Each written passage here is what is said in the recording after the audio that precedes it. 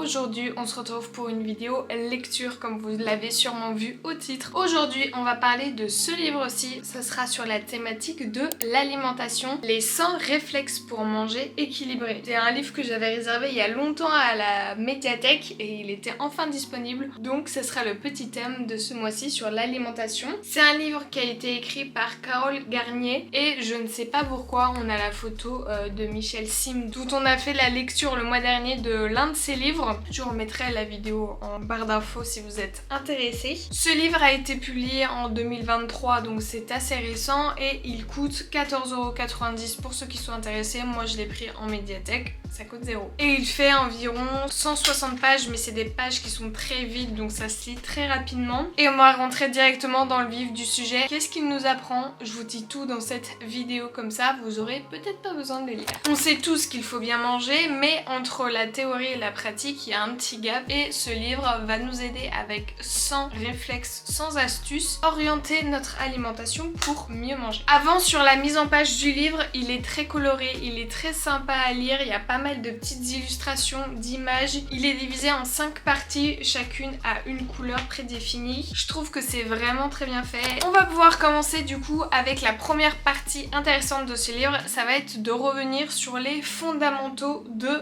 l'assiette, comment l'organiser, qu'est-ce qu'il faut mettre dedans. Et la première page que vous allez lire sur ce livre, ça va être la pyramide alimentaire. C'est un truc que vous avez sûrement étudié quand vous êtes en primaire, moi je me rappelle qu'on nous l'avait montré, mais c'est quelque chose qu'on a peut-être tendance à oublier au fur et à mesure. Et ce que j'aime vraiment bien, c'est que ça fait un petit rappel sur ce qu'on doit manger plus souvent et ce qu'on doit manger un petit peu moins souvent. Et je trouve qu'on a un petit peu perdu l'habitude, en tout cas moi et de ce que je vois autour de moi, c'est qu'on va avoir les produits laitiers, les matières grasses ajoutées et surtout tous les produits transformés qui sont les 3 pics de la pyramide, qu'on a tendance à un petit peu souvent mettre un peu trop dans notre alimentation et qu'il faudrait un petit peu réduire pour laisser place aux 3 catégories qui sont en dessous de la pyramide. Un très bon moyen visuel de savoir si vous avez une assiette équilibrée va être le 1/2, 1/4, 1/4. 1/2 de légumes, de fruits, de fibres. On va avoir un quart qui va concerner tous les glucides et l'autre quart qui va concerner toutes les protéines. À savoir que par-dessus vous allez rajouter évidemment les lipides qui sont intéressants, les produits laitiers aussi. Et je trouve que c'est un très bon moyen de visuellement, sans trop se prendre la tête, de se dire est-ce que mon assiette est équilibrée. Troisième chose sur votre assiette, plus elle sera colorée, plus vous aurez des bons bénéfices. Parce que chaque catégorie d'aliments qui a une couleur différente va apporter des bénéfices différents. On a tendance à manger des choses sans forcément savoir ce qu'elles vont nous apporter pour notre corps, pour notre santé. Dans le livre, vous avez plusieurs catégories. Par exemple, si vous prenez tout ce qui est aliments jaune-orange, c'est à base de bêta-carotène. C'est un composant qui va être ultra intéressant pour la protection naturelle de la peau contre les UV. Ça va aussi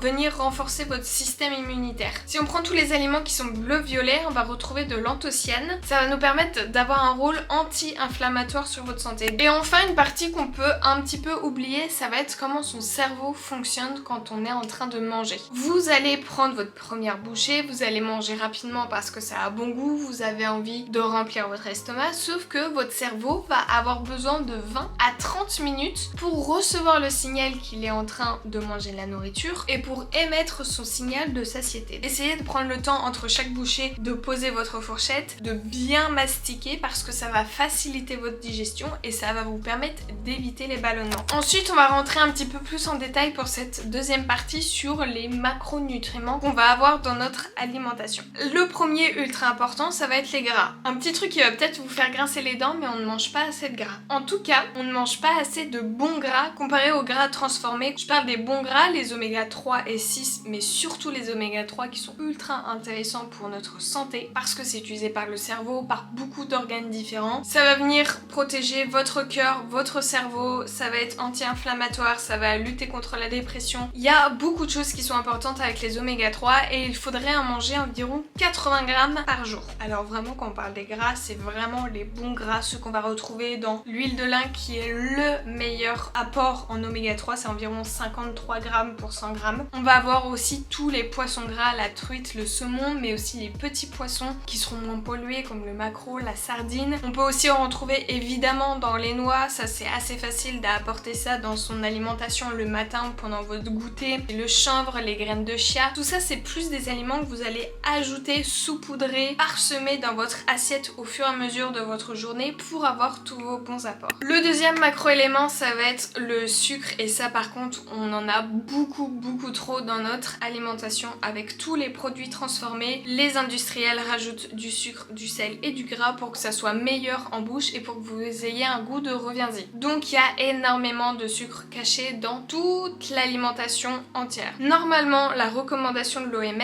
c'est 25 grammes par jour, c'est l'équivalent de 5 carrés de sucre. Donc ça, il va falloir apprendre à lire une étiquette de produit pour savoir dans les glucides dont sucre de combien est fait votre produit, parce que vous n'allez pas avoir que votre sucre de canne dans l'alimentation. Les industriels prennent du sucre de moins bonne qualité parce que ça coûte moins cher. Ensuite, quelque chose qu'on ne mange souvent pas assez, ça va être des protéines, surtout quand on est une femme. La plupart du temps on préfère des repas qui sont sans protéines parce que manger de la viande rouge, moi personnellement j'ai pas envie de manger à tous les repas. Un truc qu'on manque clairement, ça va être de manger des protéines qui sont d'origine végétale, parce que dans notre éducation les végétaux n'apportent pas de protéines, ça va vraiment être la viande, surtout la viande rouge. Donc il va falloir déconstruire toute cette éducation qu'on a pu avoir autour de l'alimentation et se dire qu'il y a beaucoup d'autres choses qui peuvent vous apporter des protéines. Les pois chiches, les haricots rouges, vous avez le quinoa, il y a une variété énorme. À vous de chercher et à vous d'essayer de transformer votre semaine avec de la viande tous les jours. Avec déjà 1 ou 2 fois par semaine, vous allez introduire des végétaux pour diversifier votre alimentation. Et il faut manger environ 50 grammes de protéines par jour. Ça dépend si vous êtes un homme ou une femme, ça dépend si vous faites du sport ou non. Plus vous êtes âgé, plus il faut manger de protéines pour garder tous vos muscles. Attention de ne pas manger juste vos protéines en un seul repas, votre corps ne peut pas assimiler trop de protéines. Donc il faut vraiment en avoir pour chacun de vos repas. Et ce que je retiens de ces quelques pages, c'est de faire une prise de sang pour voir si tous vos taux sont corrects, voir si vous avez des choses à modifier dans votre alimentation pour être en meilleure santé. Ils disent dans le livre environ tous les 4 ans et je trouve que c'est assez intéressant. Personnellement, la prochaine fois que je vois un médecin, je lui demande une prise de sang juste pour savoir si c'est ok dans mon corps. Ensuite, on va parler de quelque chose qui est assez important et je trouve qu'on ne le connaît pas assez, c'est l'indice glycémique. Quand vous allez commencer à vous renseigner sur l'alimentation, c'est quelque chose qui va ressortir et il va falloir apprendre à l'utiliser dans votre alimentation. L'indice glycémique, qu'est-ce que c'est? Ça va être le taux de sucre que votre aliment peut avoir au 100 grammes. Sachant que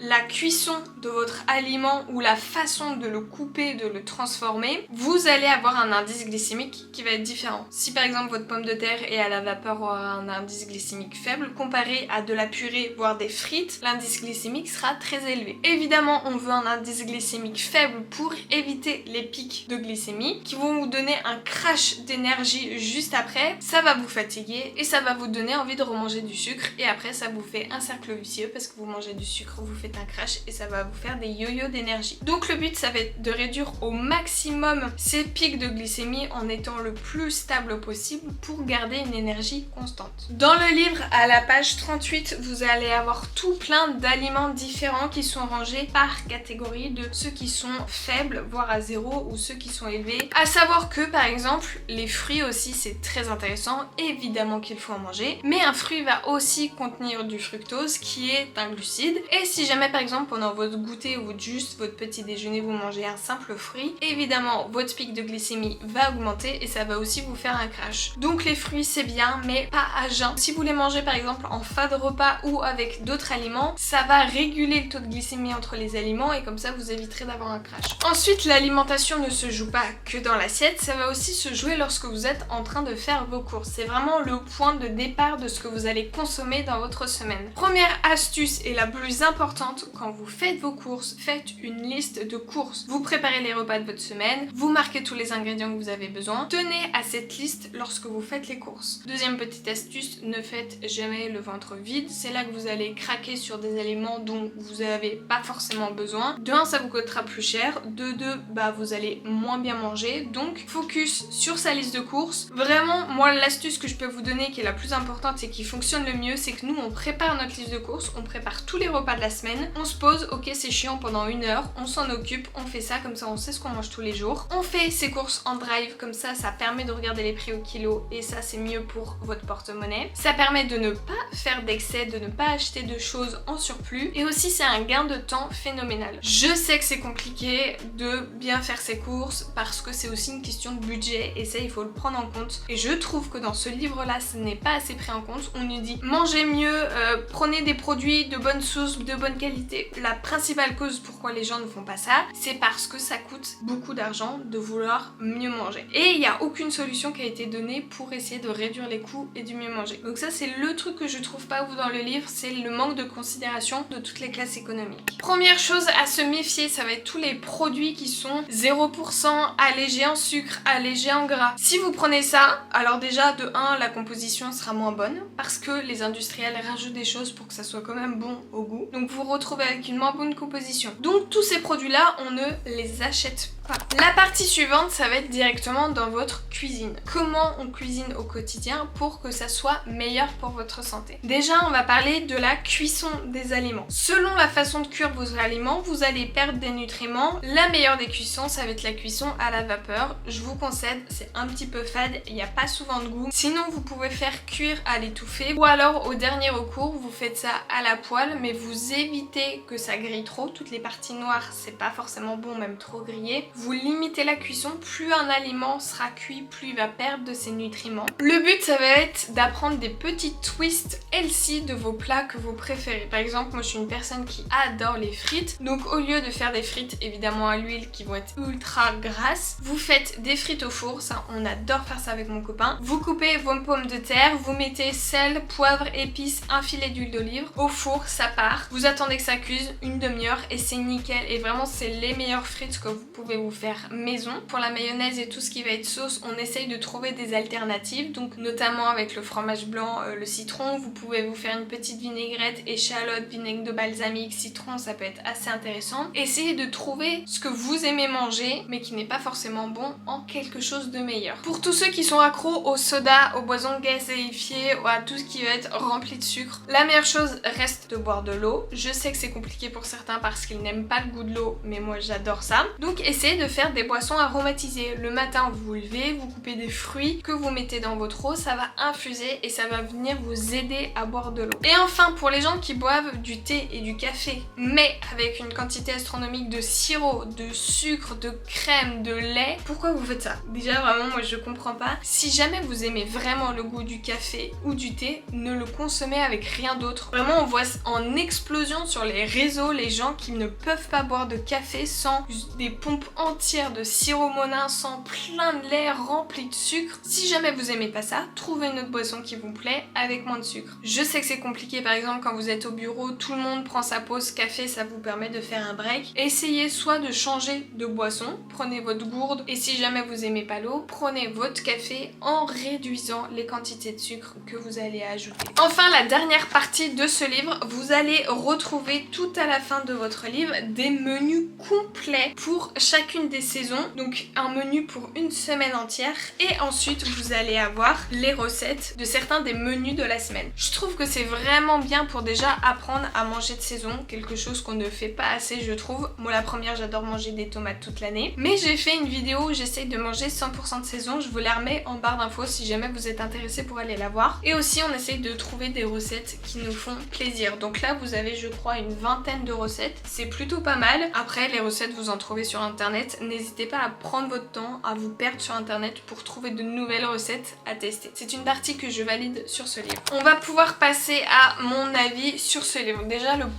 gros point positif que je peux avoir, c'est que c'est un livre qui est très pédagogue. Peu importe votre niveau de connaissance sur votre alimentation, c'est vraiment un livre qui va être pas mal pour vous apprendre la base, mais de façon pédagogue. C'est vraiment très bien décrit, il y a plein d'explications, c'est très bien détaillé, donc ça c'est un gros point positif. Il y a énormément de choses intéressantes là-dedans. Si jamais vous voulez commencer à vous renseigner sur votre alimentation, c'est vraiment pas mal. Si vous êtes déjà très bien calé, je ne pense pas que ce livre puisse vous apporter grand chose de plus, mais je n'ai pas eu le temps de tout dire dans cette vidéo, donc je vous recommande, si vous êtes intéressé par le sujet, de lire ce livre. Petit point négatif, ça va être le manque de réalisme dans ce livre, de par le fait de ne pas prendre en considération toutes les possibilités de classe socio-économique que l'on peut avoir. On recommande de manger des produits qui sont bons pour la santé, qui sont clean et tout, mais ce sont des produits qui vont généralement coûter plus cher. Donc ça c'est un petit truc qui n'est pas pris en compte. C'est un livre qui est très intéressant à lire pour ceux qui sont intéressés. Je suis très contente de l'avoir lu. Ça va me permettre au quotidien d'essayer d'encore mieux manger. mais je suis très contente de l'avoir lu et je valide ce livre. J'espère que cette vidéo vous aura plu, que vous aurez appris pas mal de choses. Dites-moi le prochain livre en commentaire que je dois absolument lire. Vraiment, je suis très intéressée par vos avis différents. Est-ce que vous avez appris des choses dans cette vidéo? N'hésitez pas aussi à la mettre en commentaire et au passage, n'hésitez pas à vous abonner. Et nous sur ce, on se retrouve mercredi prochain pour une nouvelle vidéo.